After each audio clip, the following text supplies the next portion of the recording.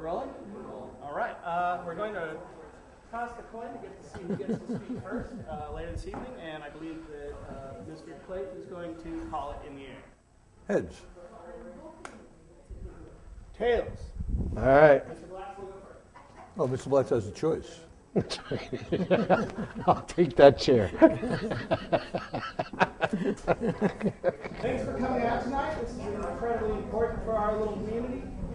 We have a special election, as all of you here know, coming up in June for a city council seat that has been vacant since the beginning of the year. These two gentlemen have stepped up to actually run for this seat, and I'd actually like to give them a round of applause right now. Thank you.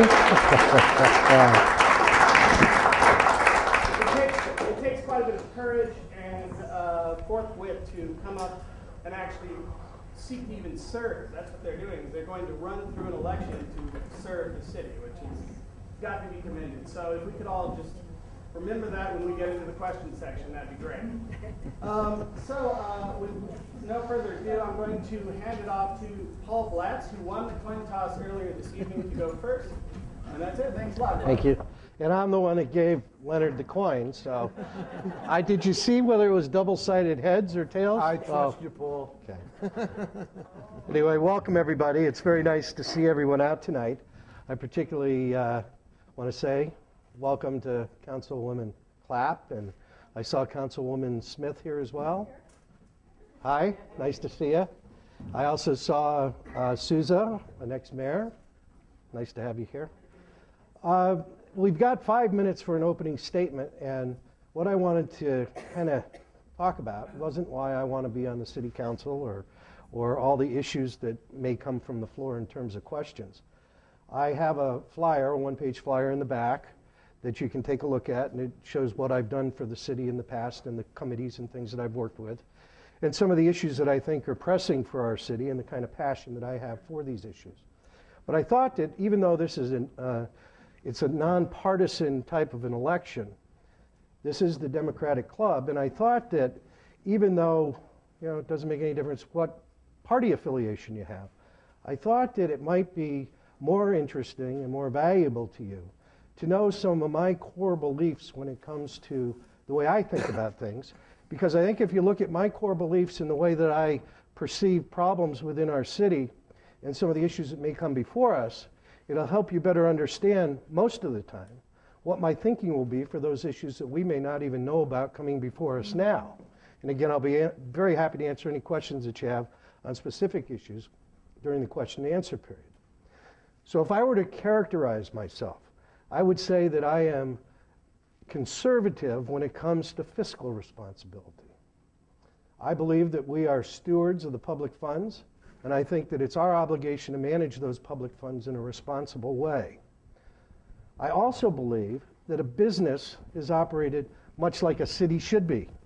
And many times you have to look at the way businesses are run if you want to run a city in a way that is a way that is going to be not only good for the citizens, but also responsible with whatever budget you have.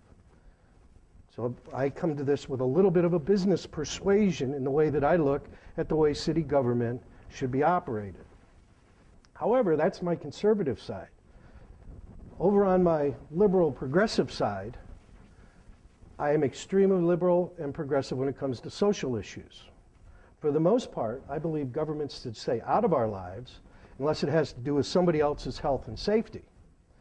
But liberally and progressively, I think that we have to have government in our lives to particularly legislate and regulate things that have to do with the environment, with things to do with aesthetics, things that have to do with beauty, things to keep our valley pristine, things to keep our valley quaint, and particularly things such as keeping gravel trucks off our road.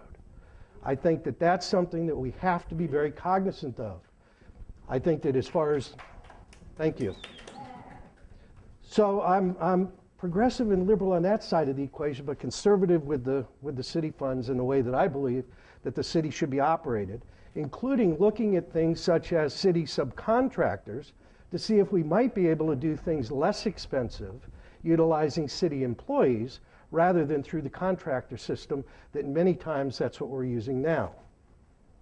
So I think if you keep that in mind in terms of my philosophy, conservative when it comes to budgetary constraints, liberal, progressive when it comes to the social issues affecting our town, I think that'll help you better understand my core makeup, plus the fact I grew up in a small town in Connecticut with only 1,500 people, which was a little village, which they protected like you can't believe in terms of the sanctity of a small village in the Berkshire Hills of Connecticut with the central green and the white church and that kind of thing.